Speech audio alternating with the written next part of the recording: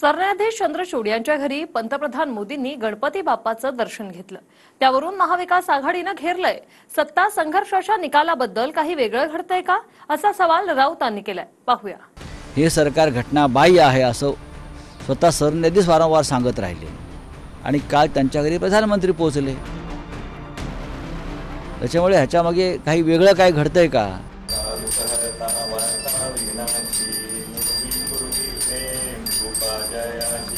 मलाही थोडासा आश्चर्य वाटलं। पंतप्रधान नरेंद्र मोदी सरन्यायाधीश धनंजय चंद्रचूड यांच्या घरी गणपती बाप्पा आणि गौरीच्या दर्शनासाठी आले। त्यावरून आता महाविकास आघाडीच्या नेत्यांनी शंका उपस्थित केली आहे। सत्ता संघर्षाच्या निकालासंदर्भात काही वेगळं घडतंय का असा सवाल संजय राऊतांनी विचारलाय। हे सरकार घटनाबाह्य आहे असं स्वतः सरन्यायाधीश वारंवार सांगत राहिले, तरीही निर्णय आणि निकाल होत नाही। ते निवृत्तीला आले आणि काल त्यांच्या घरी प्रधानमंत्री पोहोचले।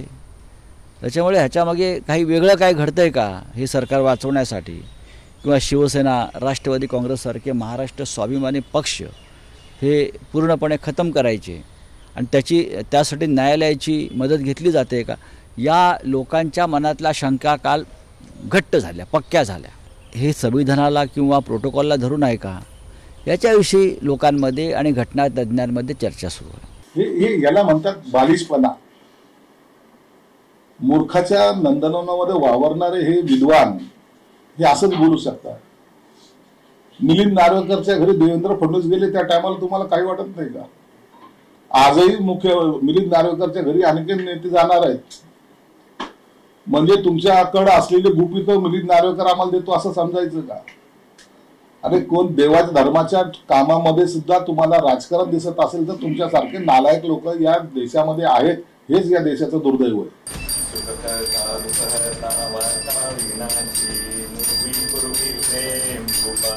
बुधवारी पंतप्रधान मोदी यांनी दिल्लीमध्ये सरन्यायाधीश धनंजय चंद्रचूड यांच्या घरी गणपती बाप्पाची आरती केली।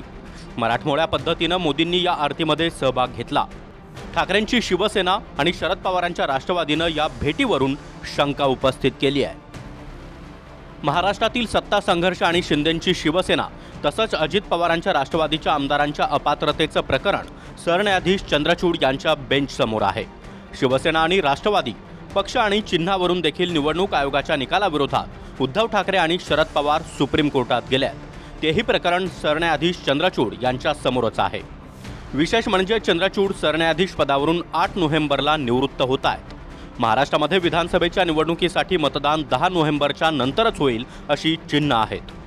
त्यामुळे 8 नोव्हेंबरला निवृत्त होण्याआधीच सत्ता संघर्ष तसंच शिवसेना राष्ट्रवादी पक्ष आणि चिन्हावरून निकाल येण्याची शक्यता आहे। मात्र अशा प्रकारे पंतप्रधानच सरन्यायाधीशांच्या घरी जात असल्यानं ठाकरेंची शिवसेना आणि शरद पवारांच्या राष्ट्रवादीनं शंका उपस्थित केली आहे। पण मलाही थोडासा आश्चर्य वाटलं, पण माझा विश्वास आहे, माझा कोर्टावर विश्वास आहे आणि या देशाचे सरन्यायाधीश हे अर्थातच त्यांनी विचार करूनच हे काही केलं असेल।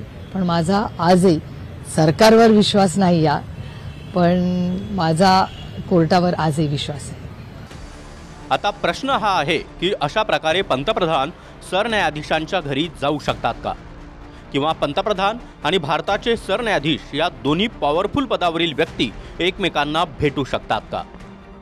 त्यावरून उपमुख्यमंत्री देवेंद्र फडणवीस यांनी 18 सप्टेंबर 2009चा तत्कालीन पंतप्रधान मनमोहन सिंह आणि तत्कालीन सरन्यायाधीश KG बालकृष्णन यांच्या भेटीचे फोटो ट्विट केले।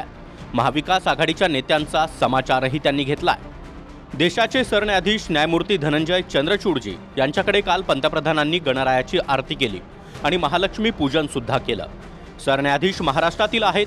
दिल्लीमध्ये खास महाराष्ट्रीयन व्यक्तींकडूनच ते दरवर्षी गणरायाची मूर्ती पूजेसाठी आणतात। पण अचानक इकोसिस्टीम अशी कार्यान्वित झाली आहे की जणू आभाळ कोसळलाय।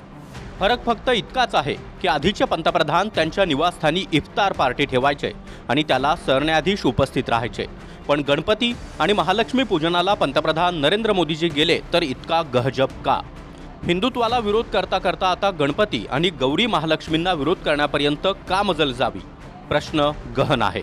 हा महाराष्ट्रीयन सणांचा, महाराष्ट्राच्या धर्माचा, मराठी संस्कृतीचा, गौरी गणपतींच्या भक्ती आणि श्रद्धेचा अपमान नाही का? प्रोटोकॉल म्हणजे लक्षात घ्या आपण की एखाद्याच्या घरी निवासस्थानी दर्शनाकरता बोलवणं त्यात प्रोटोकॉल कसला आला?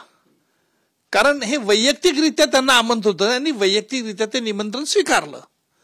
आता हे स्वीकारल्यानंतर यावरती चर्चा होते आहे, हीच मोठी शोकांतिका आहे. दोघांची क्रेडिबिलिटी आणि इंटिग्रिटी ही जर आपण बघितली तर मला खात्री आहे की येणारा काळ हे दर्शवून देईल की असं काही नाही की जी विरोधकांकडनं या संदर्भात टीका केली जाते. आणि अशा तऱ्हेचे आक्षेप घेऊन आपण अकारण न्यायालयाचा देखील अवमान करता आहात. कारण असं आहे की तुम्ही अशा प्रकारे अप्रत्यक्षपणे शिंतोडे न्यायाधीशांवरती उडवतात, न्यायालयावरती उडवत आहात. याचं देखील भान दुर्दैवाने काही राजकारण्यांना नसू नये ही शोकांतिका आहे. पंतप्रधानांनी चीफ जस्टिसच्या घरी जाणं माझ्या मते चुकीचं होतं. प्रश्न असा आहे की त्यांनी बोलवलं होतं का हे आपणून गेले होते. बोलवलं असेल तर फारच मोठी चूक आहे, आणि न बोलवता ते गेले असतील तर चीफ जस्टिस ऑफ इंडियामध्ये एवढं धारिष्ट पाहिजे सांगायचं की घटनेनुसार आपण मला भेटायला येणं हे योग्य ठरणार नाही, हे सांगायचं धारिष्ट असायला पाहिजे होतं. आता अनेक केसेस ज्या चाललेल्या आहेत सध्या, म्हणजे तुम्ही आत्ता जे सांगितलं डिस्क्वालिफिकेशनची केस आहे, याच्यामध्ये नार्वेकरांचा संबंध येतो, BJPचा संबंध येतो, आणि पंतप्रधान अर्थातच BJPचे आहेत, तेव्हा त्यांना बोलवणं याच्यामध्ये कुठेतरी एक म्हणजे औचित्यभंग होतो, घटनात्मक औचित्यभंग होतो, अशी पोझिशन आहे.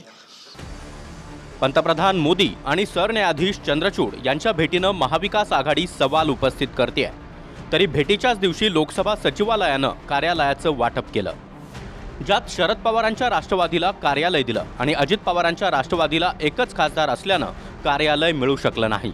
मात्र पवारांच्या राष्ट्रवादीचा उल्लेख राष्ट्रवादी असा करण्यात आलाय, तर शिंदेंच्या शिवसेनेचा उल्लेख शिवसेना शिंदे असा करण्यात आलाय. म्हणजे लोकसभा सचिवालय मूळ राष्ट्रवादी शरद पवारांच्याच राष्ट्रवादीला मानते. आमचा संविधानावर विश्वास आणि प्रेम आहे आणि आदर आहे, आणि हा देश संविधानानेच चालतो.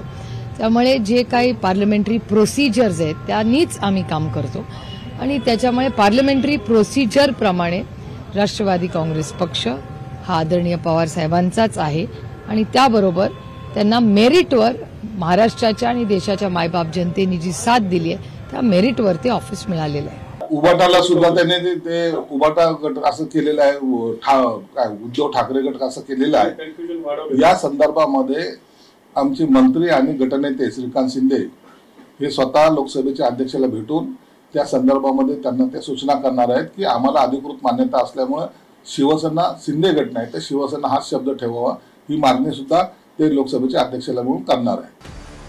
निवडणूक आयोगानं शिवसेना पक्ष शिंदेंना आणि राष्ट्रवादी पक्ष अजित पवारांना दिला, अर्थात त्यावरून सुप्रीम कोर्टात लढाई सुरूच आहे. मात्र पंतप्रधान मोदीच सरन्यायाधीशांच्या घरी आल्यानं राजकारण चांगलंच तापलंय.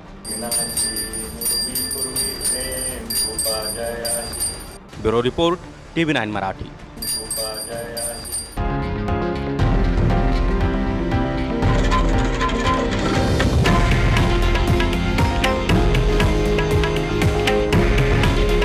हे आहे देशातील नंबर 1 न्यूज नेटवर्क, आणि आपण पाहत आहात TV9 मराठी. काळजी तुमची, हित महाराष्ट्राचं.